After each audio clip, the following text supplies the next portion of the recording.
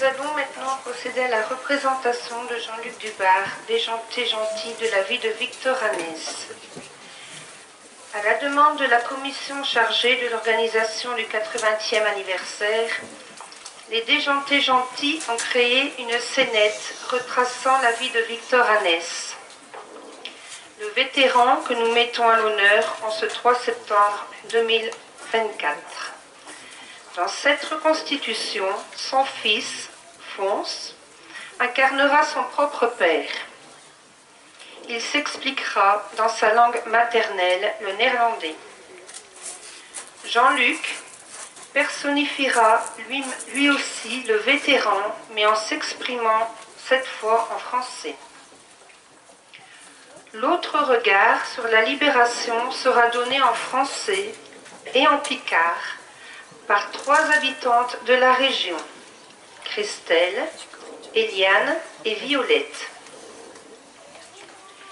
Cette histoire commence dans l'insouciance, dans la gaieté des balles, des valses et de la java.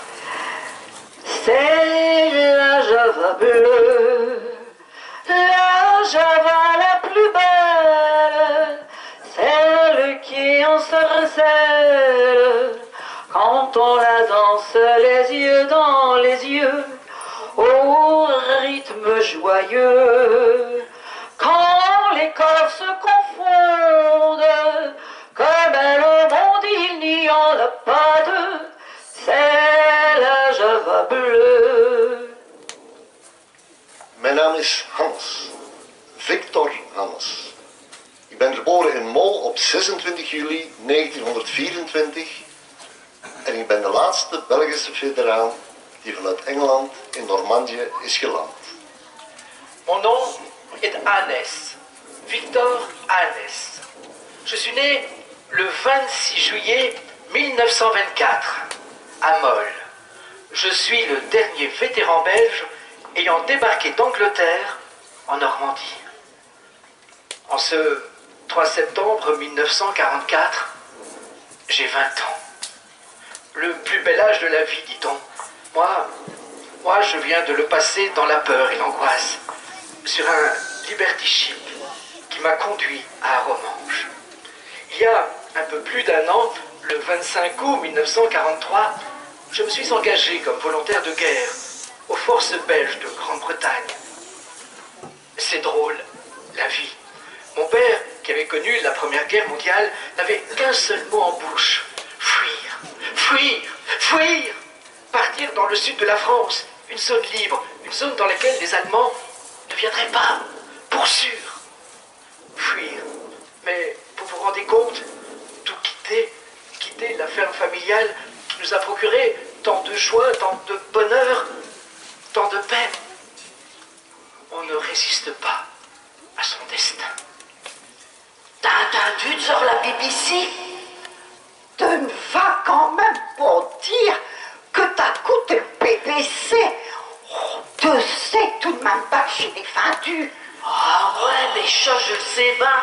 Mais Miss Sudolin et Monseigneur des Battures qui a été missionnaire aux Indes et qui comprend seulement dans l'anglais, il nous invite à leur joindre du soir pour sur les émissions. Bon, alors ça, c'est un aubaine. Ouais, mais chut, hein, parce que terre tous il s'est battu dans la rue de Babiel. Et je serais muette comme une carpe de l'esqueux. Et attends, quoi que j'ai appris? Les Allemands, ils sont vraiment à déroute. Pour un père d'entre eux, ils sont tout dit forage. Si t'as le malheur d'errouer chez pas le battant de toute masin, t'as pas ma chance si tu ne retournes pas de brouette. Oui, comme Denise Bouvresse de Molde. C'était dans la nuit du 27 au 28 août. Elle s'est levée pour consoler son petit garçon qui était en train de pleurer. Elle est surprise par le bruit de tous les véhicules qu'elle entend passer dans la rue. Elle regarde par la fenêtre, un Allemand l'aperçoit et tire. Elle est morte 2 heures plus tard. Elle était enceinte d'un second enfant. Mais quoi ce que je sais qu'il foutrait le bon Dieu? Il dort ou ben quoi? Il est dur del fouet, il ne vaut plus clair. Mais il y a aussi de ces matières tournées brouettes. Ah, ce n'est pas possible des horreurs pareilles, hein. Ah non, vraiment pas possible. C'est aujourd'hui dimanche et j'allais voir maman. J'ai pris ses roses blanches, elle les aime tant.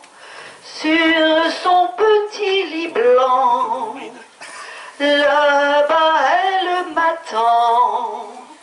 J'ai pris ses roses blanches pour ma jolie maman. Ainsi, on ne résiste pas à son destin. Mon père n'avait qu'une seule idée en tête, rejoindre le sud de la France. Et dès l'annonce de la guerre, nous sommes partis sur les chemins de l'Exode. Mon père, ma mère, mes sœurs, mon frère et moi. Direction Ypres, avec la ferme intention de rejoindre une ville française, puis Cherbourg. Et de là, embarquer vers Bordeaux, par exemple. Mais c'est drôle, et c'est con la vie. Ma mère ne sait pas rouler à vélo, et ma famille décide de se séparer.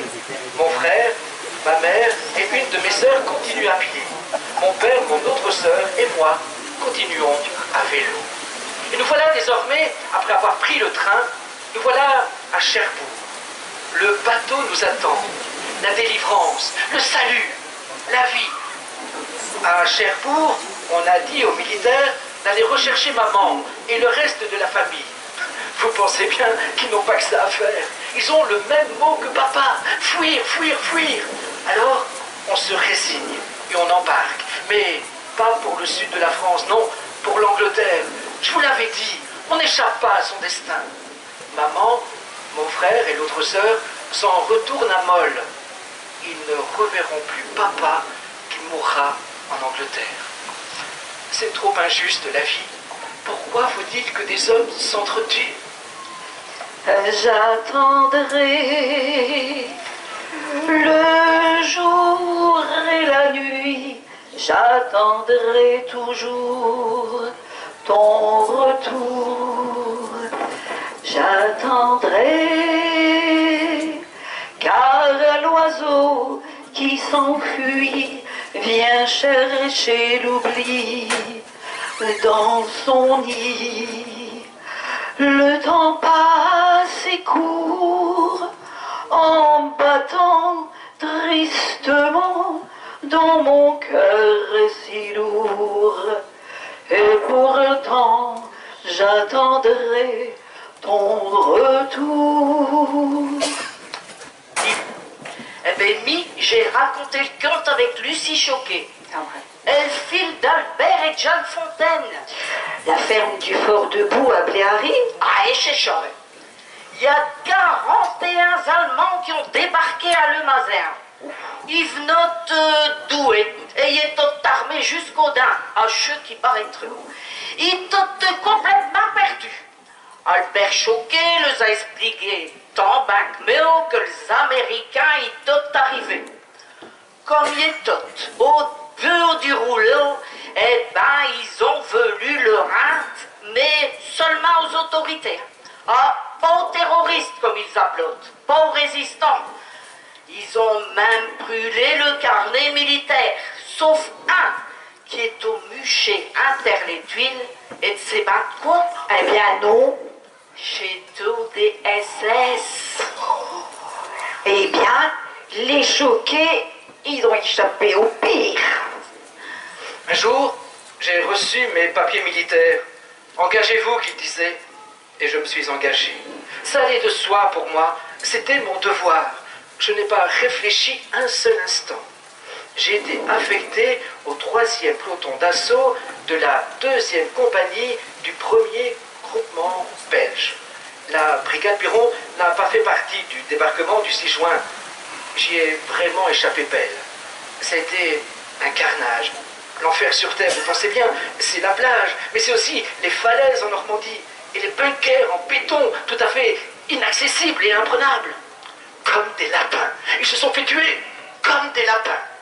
Moi j'ai participé au débarquement du 8 août. T'as encore tout dit le poste. Ah, méchant ma soeur. Et aujourd'hui encore tout dit de plus. Parce qu'ils ont libéré le Normandie acheteur. J'ai même CU, prendre note des noms des villes. Attends. Solnel, Cabourg. Oulgade, Villers-sur-Mer, Deauville.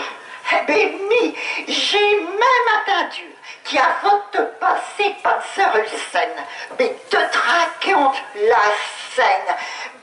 Mais c'est comme si j'étais au Paris en néant. Et Paris, je t'applique au plus grand congé. Ils vont arriver, chez sœur, ils vont arriver.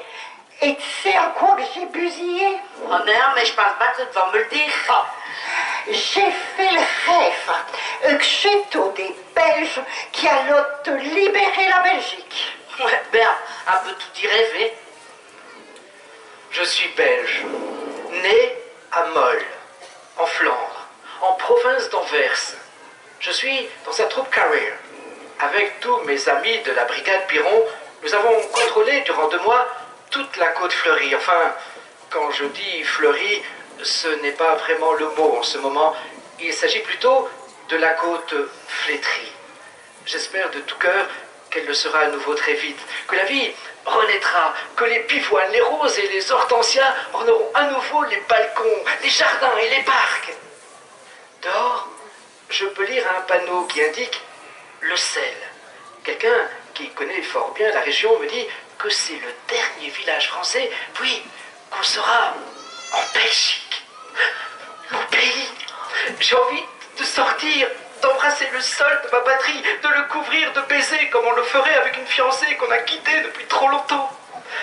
De toute façon, c'est pas à moi à le faire.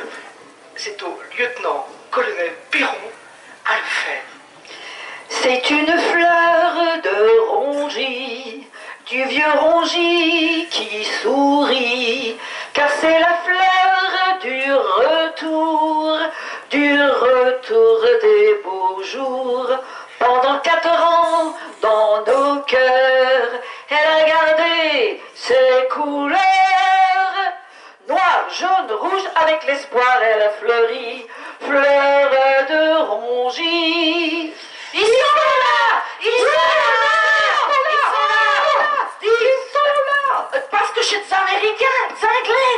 Ravis, mais chez Georges Desmoutiers. Et tu sais, c'est le neveu de François qui meurt dans la rue. Mais alors, mais je n'ai au bon un rêve. Chez des Belges qui ont libéré la Belgique. Écoute, il y a un estafette qui arrive.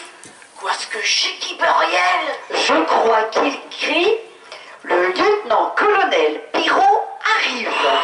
Piron? Mais j'ai déjà entendu ce nom-là au poste. Un mode qui est venu au maire à Couvin. Couvin, c'est tout près de Philippeville, hein? Ah, hein? Ravis, il est en train d'embrasser Tchèque. Et c'est comme si, tout le Belgique résistance, il y a un brachot de Tchèque avec lui. Même si je me doute que la guerre est loin d'être finie pour moi, que nous partons maintenant vers Bruxelles et les Pays-Bas, même si je sais qu'il y aura encore certainement des embuscades, je suis heureux de retrouver le sol belge, de retrouver ma patrie pour laquelle je suis prêt à donner mon sang, ma vie, pour combattre le fascisme, les totalitarismes et toute forme de dictature. Je ne suis pas fier de ce que j'ai fait, de ce que je fais, de ce que je ferai. J'ai seulement fait mon devoir. Oui, c'est ça. J'ai seulement fait mon devoir. Mijn naam is Victor Hannes. Ik ben 100 jaar geworden op 26 juli 2024. Ik woon momenteel in een rusthuis in Meerhout. En mijn zoon Fons, die schepen is van ons dorp, komt me elke dag bezoeken. Ik vertel mijn verhaal nu al sinds 5 of 6 jaar. Tot toen had ik altijd gezwegen. Waarom wil je jezelf naar voren schuiven? Ik ben echter heel blij dat hij nu wat ik heb meegemaakt doorgeeft. Zodat deze plaag nooit, maar er ook nooit meer zal uitbreken. Je m'appelle Victor Hanès. J'ai 100 ans depuis le 26 juillet 2024. Je vis dans un home à Mereuil. Mon fils Fons, qui est échevin de cette ville, vient me voir tous les jours. C'est depuis 5-6 ans maintenant que je raconte mon histoire. Je m'étais toujours tu jusqu'à présent. Pourquoi vouloir se mettre en avant? Je me réjouis cependant qu'il transmette désormais ce que j'ai vécu, pour que jamais plus, la peste ne revienne. Pardonnez-moi, j'ai encore un dernier souvenir à vous partager. Un souvenir qui me tient particulièrement à cœur. Après la guerre, j'ai dû rester en Allemagne occupée. Un jour, celui qui est désormais général, le général Piron, fait l'inspection de ses troupes. Nous sommes des centaines dans la cour. Arrivé devant moi, il me regarde et il me dit: vous étiez avec moi en Normandie. Ik huil hier nog steeds over deze ontmoeting met generaal Piron. J'en pleure encore aujourd'hui. Il y a de la joie, bonjour, bonjour les hirondelles, il y a de la joie. Dans le ciel par-dessus les toits, il y a de la joie. Et du soleil dans les ruelles, il y a de la joie. Partout, il y a de la joie. Tout le jour, mon cœur bat, chavire et chancelle, c'est l'amour qui vient avec je ne sais quoi, c'est l'amour. Bonjour, bonjour les demoiselles.